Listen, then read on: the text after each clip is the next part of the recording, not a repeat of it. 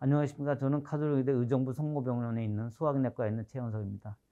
오늘 말씀드릴 내용은 롱스톡, 용종의 롱스톡, 긴 넥을 가진 스톡이나 튜블라 스트럭처, 긴 혈관이나 요로 같은 긴 스트럭처를 다이섹션해서 자를 수 있는 라이게이션 디바이스를 말씀드리려고 합니다. 다음과 같은 내용으로 순서로 진행하겠습니다. 첫째 연구 배경을 보면 이런 스톡을 가진 그 폴립들이 우리 대장 내시경할 때 많이 발견되고 있고, 이러한 폴립들 오래 장기간 되면 암으로 발전할 수 있기 때문에 이런 암 전 단계에서 이런 용종들을 제거할 필요가 있습니다. 따라서 이러한 그 용종을 제거하는 시술을 보면 관례적으로 옛날부터 주로 사용되는 방법, 스네어를 이용해서 제거하는 방법으로서 내시경이 들어가서 스네어를 벌려서 이 위에부터 이렇게 걸쳐서 스네어를 잡고, 그 다음에 여기를 통전해서 코아길레이션 시키면 일로 들어가는 피딩 아테리가 코아길레이션 되면서 제거하고, 이 제거된 폴립을 꺼내는 방법입니다. 이러한 방법은 이 스톡이 굉장히 두껍거나 아니면 너무 얇은 경우에 문제가 될 수 있는데, 아주 시크한 스톡일 경우에는 피딩 아테리 역시 크기 때문에 제거했을 때 완전히 코아길레이션이 안 되고 응고가 안 되고 지혈이 안 돼서 다시 재출하는 경우가 생깁니다. 한 5% 내지 10% 정도로 알려져 있는데, 혹이 클수록 이런 블리딩 리스크가 굉장히 높아지기 때문에 어떨 땐 수술을 요하는 경우도 있고 아주 드물게는 사망한 경우도 있습니다.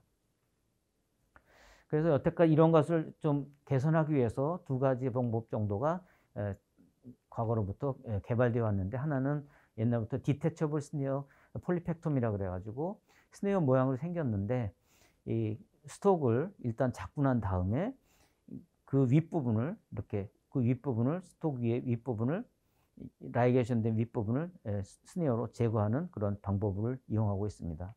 이 방법의 문제점은 아주 스톡이 얇은 경우에는 한 8mm 이하의 얇은 경우에는 제거 시에 그 코아길레이션이 들어가기 전에 이 라이게이션 디태처블 스네어로 말미암아서 저절로 잘리는 경우가 있습니다. 이런 경우에 출혈이 계속될 수 있기 때문에 그런 단점이 있고, 또 하나는 최근에 발표된 방법으로서 스톡의 아랫부분을 피딩 아테리 이런 헤모클립을 이용해서 잡은 다음에 그 윗부분을 제거하는 방법입니다. 그렇지만 이 방법 역시 스톡이 너무 두껍거나 또한 이런 그 헤모클립으로 인해서 메탈 헤모클립이기 때문에 통전할 경우에 장벽에 화상을 입어가지고 천공이나 화상이 있는 경우가 생기게 됩니다. 이런 단점들이 있기 때문에 아직까지는 완벽한 방법은 없는 걸로 알려져 있습니다.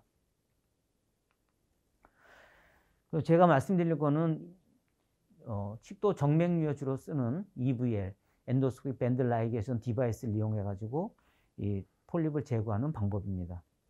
그래서 이 방법은 아까 처음에 보였던 방법과는 달리 이 스네어를 위에서 어프로치하는 게 아니라 그 스톡의 사이드 옆에서 어프로치를 해가지고 제거하는 방법입니다. 그래서 이 스톡을 먼저 무슨 흡입해서 캡 안으로 들여온 다음에, 그 다음에 트리포스포스로 들여온 다음에 밴드를 릴리스 해가지고 스톡을 라이게이션 시킨 다음에 그 다음에 그 윗부분을 제거하는 그런 순서입니다. 이런 그림을 갖다 스키마틱하게 보면 이전 폴립 헤드가 있고 폴립 스톡이 있습니다. 라이게이션 디바이스가 장착되어 있는 내시경을 위에서부터 옆으로 접근을 해서 트리포드 포셉을 이용해서 이것을 스톡을 캡 안으로 들여보내게 됩니다.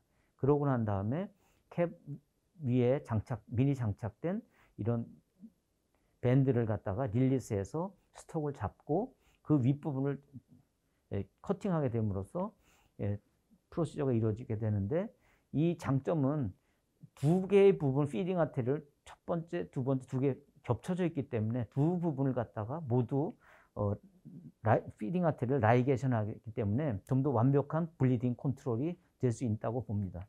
그래서 이거를 시행한 샘플을 보여주고 있습니다. 헤드가 보이고 있고 4개 스톡이 보여주고 있습니다. 이거 실제 내시용 사진을 보여드리면 이런 헤드가 있고 폴립 헤드가 있고 그 스톡이 있고 이런 장벽이 보이고 있습니다. 이것을 나에게 내시용 EBL이 장착된 내시용이 가까이 가서 이 스톡을 잡았습니다. 그래서 잡아가지고 이 트리플 포스를 잡고 있고 이것을 안으로 캡 안으로 끌어들이게 되면 이렇게 된 다음에 이 밴드를 갖다가 릴리스하면 여기서 스톡이 잡히게 되고 헤드가 여기 보이게 되고 그 스톡 요 부분 스톡 헤드 밑부분을 갖다가 스톡 헤드와 이 밴드 사이를 갖다가 커팅하게 됩니다. 그걸 보여주는 그림입니다. 그래서 이미 헤드는 잘려 보이고 블리딩 없는 것을 보여주었습니다. 이러한 것은 한 15케이스를 제가 모아서 시술을 해서 올해 10월에 2021년 사우디 저널 가스트로엔테롤로지 레포터에서 퍼블리시된 논문입니다. 그렇지만 이것도 역시 몇 가지의 그 단점이 있습니다. 하나는 좀 긴 시간이 필요합니다. 아직까지 대장 내시용 이런 폴립을 제거하는 디바이스가 개발되지 않기 때문에 첫째는 대장 내시용을 시행하고 그다음에 위내시용으로 EBL이 장착된 EBL로 장착된 위내시용으로 바꿔서 이걸 다시 어프로치하게 되면 오랜 시간이 걸리고 또 하나는 이 헤드 사이즈가 클수록 이 시야를 스톡을 찾기 어려운 시야를 방해하기 때문에 스톡을 찾기까지 시간이 오래가 걸리는 단점이 있습니다. 그리고 대장 내시경 아까 말씀드린 대로 대장 내시경에 관련된 EBL 디바이스가 아직 개발되지 않기 때문에 아직 단점이 있다고 생각됩니다. 이거는 이제 캡을 이용한 캡을 주로 이용한 것이기 때문에 이거를 갖다 좀 더 아까 말씀드린 이 방법을 하려면은 첫째 트리포드 포셉이 있어야 되고 트리포드 포셉이 미리 장착되어 있어야 되고 또 하나는 EBL이 장착된 캡이 있어야 되고 또 하나는 스네어가 있어야 되고 세 가지가 필수 요건입니다. 순서대로. 그런데 이거를 너무 복잡한 프로시저이기 때문에 이걸 좀 간단하게 합쳐서 간단하게 좀 할 수 없을까라는 방법이 있습니다. 그래서 또 하나는 이런 EBL은 똑같지만 트리포드 포셉이나 스네어를 다 이용하는 방법은 가격 면에서도 좀 비쌉니다. 그래서 이걸 가격도 좀 줄이고 시간을 좀 줄이는 그 단계를 줄여서 좀 간단하게 하기 위한 디바이스를 개발하고자 하였습니다. 그래서 이런 EBL이 지금 장착된 내시경을 보여주고 있고 이런 가위 모양으로 생긴 블레이드가 이 가위 모양으로 생긴 바이옵시 포셋 같은 이런 블레이드가 있는 디바이스가 나와 있고 이것이 크로스하면 이런 크로스하고 오픈되어 있는 모습을 보여주고 있습니다. 스톡 있는 폴립을 보여주고 있고 이러한 디바이스가 라테랄리 옆으로 접근해서 이 스톡을 잡은 다음에 캡 안으로 스톡을 끌어들여서 똑같은 방법 밴드를 릴리스한 다음에 이렇게 잡게 되고 이 커팅 사이트는 이 밴드와 이 헤드 사이를 갖다가 커팅하게 됩니다. 그래서 이거를 다시 들여보낸 다음에 이 블레이드를 이용해서 이 부위를 커팅하게 되는 단계이기 때문에 한 두 단계 정도가 상략되기 때문에 시간이 절약되고 경제적으로 효과가 있을 것으로 생각됩니다. 그래서 이런 블레이드가 이런 오픈되어 있을 때이고 이거는 닫혔을 때 이걸 크로스하게 되면 미케니컬로 이걸 좀 더 강하게 되면 이 사이에 스톡이 걸리면서 강하게 되면 크로스해서 가위로 자르듯이 스톡이 잘리게 되는 것을 보여주고 있습니다.